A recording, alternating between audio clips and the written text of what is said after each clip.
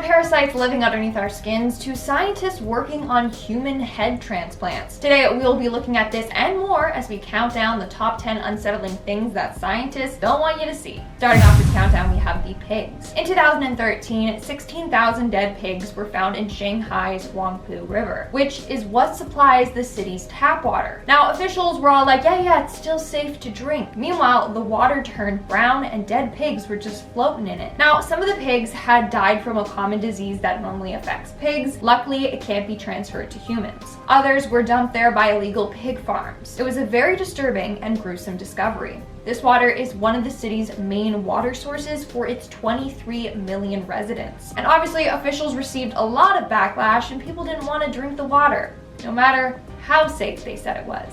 In our ninth spot, we have the parasite. So there's a parasite that can literally nestle its way under your skin and then live there. This is known as Dirofilaria repin. It typically infects dogs, cats, foxes, and other animals. But it turns out that they can be transferred to humans too. For example, it can be spread by mosquito bites. And then this worm will live in your tissue under your skin and can continue to grow there. This is what happened to a Russian woman. Basically, she discovered a small lump below her left eye and she didn't really think anything of it. That was until the lump moved. It moved to right above her eye. The next thing you know, she had a bump on her lip. That's when she sought medical attention, and turns out she had this thing living under her skin, moving around her face. The worst part is that she has no idea how she got it. Moving on to number 8, we have the dog's lick. In 2018, Greg Mantefol's life changed forever. He was a loving dog owner who loved spending time with his dog. However, it led to him getting admitted to a hospital. Turns out he was infected by a bacteria called Capnocytophaga. How did he become affected with this?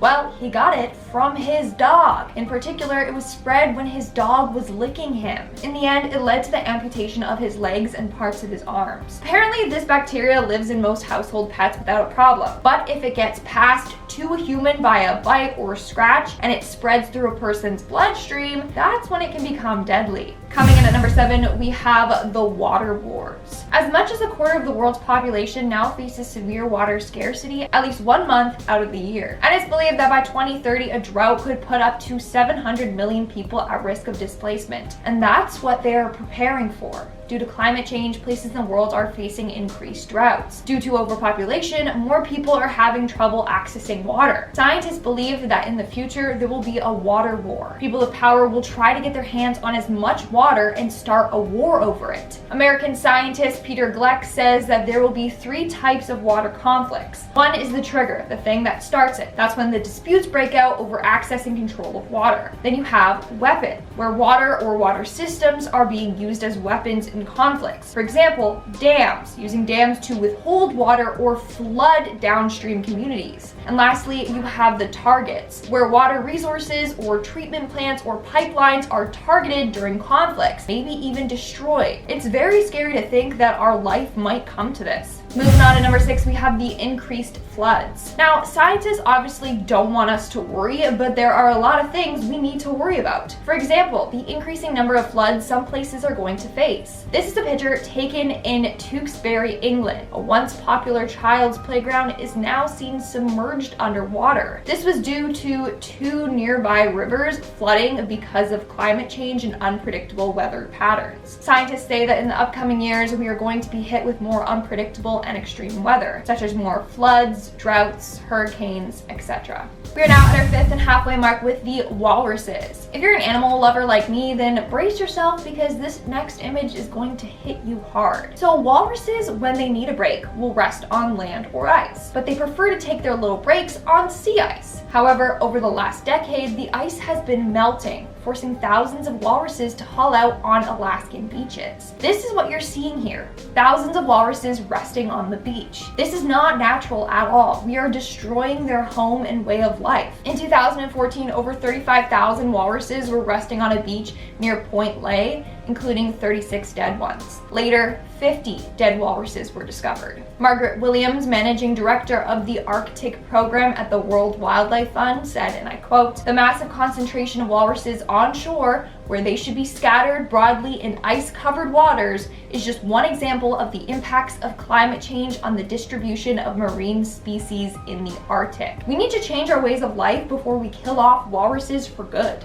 Coming in at number 4, we have the 3D printed skin. It's crazy how fast we have advanced with our technology. In a short time frame, we went from black and white TV to high definition TVs with surround sound systems, and cell phones that are like literally mini TVs. And now scientists have found a way to make skin. In 2017, scientists created a 3D bioprinter prototype that was able to produce fully functional human skin. The skin can then be grafted onto or into patients where need be. First, it's skin. Next, it's gonna be human organs created by this device. I mean, it's impressive, but it's also quite scary. Coming in at number 3, we have the human head transplant. So scientists are currently working on a way to transplant one person's head to another person's body. And apparently, successful transplants have already been completed with monkeys, dogs, and rats. They take the decapitated heads and attach them to a new body. However, the animals haven't been able to control their new bodies since they didn't reattach them through the spine. In 2016, an Italian surgeon claims that he successfully performed a head transplant on a monkey, but due to ethics reasons, it had to be euthanized after a short while. Is this the direction medicine is taking us? Apparently, there are a number of willing human volunteers, so more experiments will be performed in the upcoming years. Moving on at number 2, we have memory loss. So you know the neutralizer used in the movies Men in Black? It's the device used to wipe out people's memories.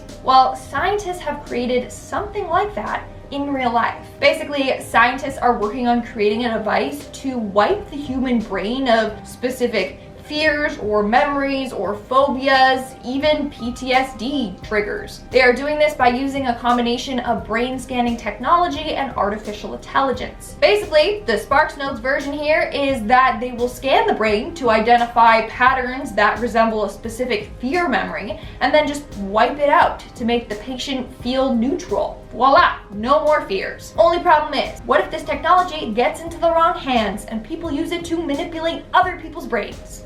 And in our number 1 spot today, we have the robotic surgeons. In 2016, a robot performed the first surgery by itself. Now, the surgery was performed on a pig, but it was successful. So scientists and surgeons are coming together to create robotic surgeons. They believe that robots will be able to perform procedures far more accurately than humans. There's just a few problems with this. 1, let's not have robots take over our jobs. 2, robots can glitch or go haywire, and we really don't need that if they're doing life-saving surgery. Like imagine malfunctioning during open heart surgery. No, just no. Alright guys, that's all for today's video. If you want to see part 3, then you gotta let us know in the comments below. And now, speaking of comments, let's move on to our comment shout-out portion. I'll be shouting out comments from the video, Top 10 Bizarre Coincidences in History No One Can Explain, part 3. Yes commented, this video is so awesome and the lore/story is good. Well, thank you so much. Yes, I agree with you. Get it? Because his name is Yes. But anyways, thank you so much. I find it really interesting, so hopefully I do part 4. Captain Opinion commented, also the taxi driver at number 2 that hit the twins had the exact same driver and passenger for both fatal collisions. Okay, so many people commented this, but I looked it up and that part was added on. It was the same driver in the same taxi, but it was not the same passenger. I literally searched it up, and that's why I didn't include it in the video, because that part was added on because it was fake. Aspire to Inspire commented, the only explanation that lasts is that we live in the Matrix. We might live in a simulation. Somebody was giving me a theory the other day that like maybe we are willing test participants and we just don't remember, like getting hooked to a machine or taking a pill or something, and now we're living in a simulation. Alright guys, that's all the comments I'm shouting out for today's video. Make sure to comment something down below for a chance to be featured in my next comment shout out. And as always, don't forget to give this video a big thumbs up and subscribe to Most Amazing Top 10 for more amazing videos. I've been your host, Lindsay Ivan, and I'll say no one else, say ya. Bye.